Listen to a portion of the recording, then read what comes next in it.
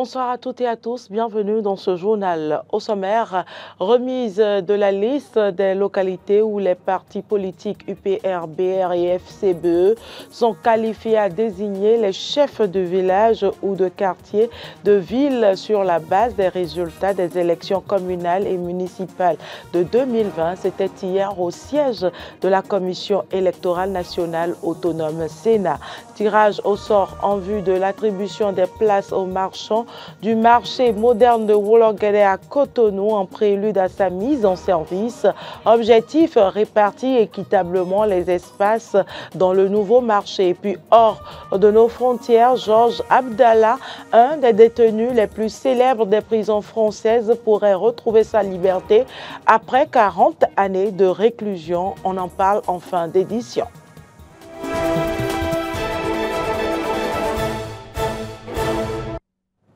Merci de votre fidélité.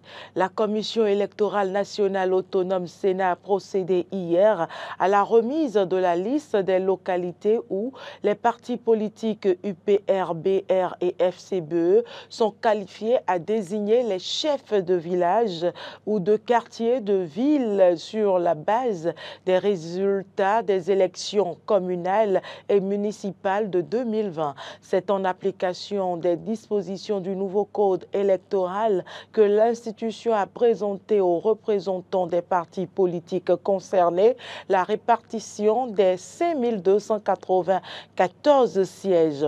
Selon le point fait par le directeur général des élections, Boukari Abou Soulé Adam, que l'Union progressiste, le renouveau UPR, vient en tête avec 2517 chefs de village et quartiers de ville contre 2062 pour le parti Bloc républicain et 715 pour les forces Cori pour un Bénin émergent. Suivez ici un extrait des propos du président de la Sénat, Saka Lafia. Selon les dispositions de la loi numéro 2024-13 du 15 mars 2024, modifiant et complétant la loi numéro 2019-43 du 15 novembre 2019 portant code électoral en République du Bénin et l'article 210 nouveau de ce même code électoral, la Sénat a entrepris un travail rigoureux. Comprenez donc ma satisfaction que grâce à ce travail, nous soyons en mesure aujourd'hui de vous remettre la liste des localités où chacun de vos partis est qualifié à désigner les chefs de village ou de quartier de ville. Pour la Sénat, la mission est accomplie. Il ne reste donc qu'à vous mettre au travail pour désigner sur l'ensemble du territoire national les chefs de village ou de quartier de ville conformément aux dispositions de l'article 210 nouveau du Code électoral. Une délégation du Haut Conseil de la communication HCC de la Centrafrique a visité hier les installations du groupe de presse ITV composé de Eden TV et de Diaspora FM. Accueilli et conduit par les responsables du groupe de presse, le président du HCC, José Richard Pouambi, et son rapporteur ont été impressionnés par la qualité des matériels installés et surtout du travail qui est fait pour à la fois informer et divertir les auditeurs et téléspectateurs. Suivez plutôt. Je pense que les invités sont satisfaits. Ils auront le temps de vous expliquer tout à l'heure. Nous sommes avec le président du HCC Centrafrique et de son rapporteur. Et je préfère que le rapporteur puisse donner ses impressions suite à la séance de travail que nous venons donc de faire avec vous. Alors, je vous félicite. Je félicite vraiment le personnel du groupe de presse, surtout la promotion de JRI que je viens d'apprendre. Ça réconforte et ça prouve que ne serait désormais pas journaliste qui veut, mais c'est qui peut. Parce que là, ce n'est pas seulement écouter, raconter ou bien écrire, lire. Il faut aller au front, venir faire le traitement, tout ce qu'il faut, et publier également et informer. Donc c'est très important et tout ce que vous faites est louable. Je vous félicite. Nous ne pouvons pas effectuer un déplacement d'échange d'expérience avec l'AAC sans visiter les partenaires principaux de l'AAC que sont les organes de presse. C'est la raison pour laquelle l'AAC a proposé que nous venions vous rendre visite afin d'échanger avec les responsables de votre organe, afin aussi de nous permettre de visiter les équipements qui ont vocation à enregistrer notamment les messages des candidats lors du processus électoral. S'agissant des équipements, nous avons noté que cet organe de presse dispose d'équipements modernes qui justifient son choix par l'AAC afin d'être impliqué dans la gestion de la campagne électorale. Deuxièmement, nous avons constaté aussi que la polyvalence est très développée au sein de cet organe de presse. Nous avons rencontré des journalistes de cet organe de presse qui font presque tout à la fois, c'est-à-dire qui sont des journalistes et reporters d'images qui passent de la radio à la télévision sans complexe. C'est une excellente chose parce que en période de campagne électorale, les choses vont vite et le journaliste doit être aussi très réactif. En prélude à la mise en service prochaine du marché moderne de Wologede à Cotonou, le tirage au sort en vue de l'attribution des places aux marchands a eu lieu hier. L'exercice a permis de déterminer la répartition des espaces dans ce marché. Clémence Tonokwa. Les marchands du marché moderne de Wologede à Cotonou sont désormais situés sur la place qu'ils doivent occuper dans le marché dès son ouverture prochaine. C'est à l'occasion d'un tirage au sort dirigé par une équipe de l'Agence nationale de gestion des marchés ANAGEM que les places ont été attribuées.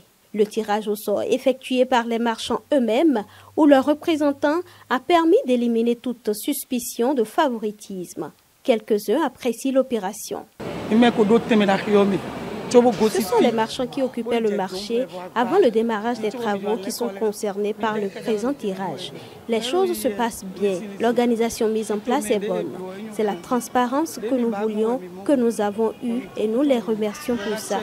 Tous les noms que nous avions transmis ont été retenus sans exception. Vraiment, ça a bien passé. Ce que nous, on ne savait pas même, ça va passer. C'est ça que ça a passé. Vraiment, ça a bien passé. On est très contents. On est très contents, wallahi. Bon, on ne m'a pas montré d'abord. Mais bon, comme on a eu les places, c'est déjà bon. Tel que les choses se passent, on sent une bonne organisation. Il n'y a aucune faille et nous remercions le Seigneur. À l'unanimité, ils se réjouissent de la construction de ce joyau qui sera bientôt mis à leur disposition pour leurs activités commerciales. Ils en remercient le chef de l'État pour cette initiative et le rassurent de leurs prières et accompagnement. C'est un bon marché que le chef de l'État vient de construire pour nous et nous en sommes fiers. Nous lui souhaitons santé et longévité. Nous, les femmes des marchés, le soutenons jusqu'au bout. Vraiment, c'est très beau. Les marchés là, c'est très beau. Ça là, c'est très beau. Moi, ce que je veux dire au gouvernement, vraiment, ils sont bien faits. Ils sont très bien faits. Nous, on a dirait avant d'arriver, mais vraiment, c'est très bon. On souhaite bon gouvernement plus que ça. Nous remercions le chef de l'État pour cette infrastructure qu'il met à notre disposition et remercions aussi le Tout-Puissant qui lui a donné cette inspiration. Que le Seigneur veille sur lui afin qu'il réalise tout ce dont il rêve pour le pays. Le marché de Wologede fait partie des 9 premiers marchés modernes dont la construction a été lancée en décembre 2019. Actualité en dehors du Bénin, l'un des détenus le plus célèbre des prisons françaises, le Libanais Georges Abdallah, pourrait être bientôt libéré après 40 années de réclusion. Les détails, c'est avec nos confrères de RT. En 1984, il s'est rendu personnellement à un commissariat de police français. Il affirmait que des agents du Mossad essayaient de le tuer. Condamné à une peine de prison à perpétuité en 1987 pour le meurtre de 2 diplomates israéliens et américains commis au début des années 80, il a demandé à plusieurs reprises une libération conditionnelle sans succès jusqu'à présent. Le 15 novembre, le tribunal a annoncé sa libération sous une condition, celle de quitter définitivement le territoire français. Par décision en date du jour, le tribunal d'application des peines a admis Georges Ibrahim Abdallah au bénéfice de la libération conditionnelle à compter du 6 décembre prochain, subordonnée à la condition de quitter le territoire national et de ne plus y paraître.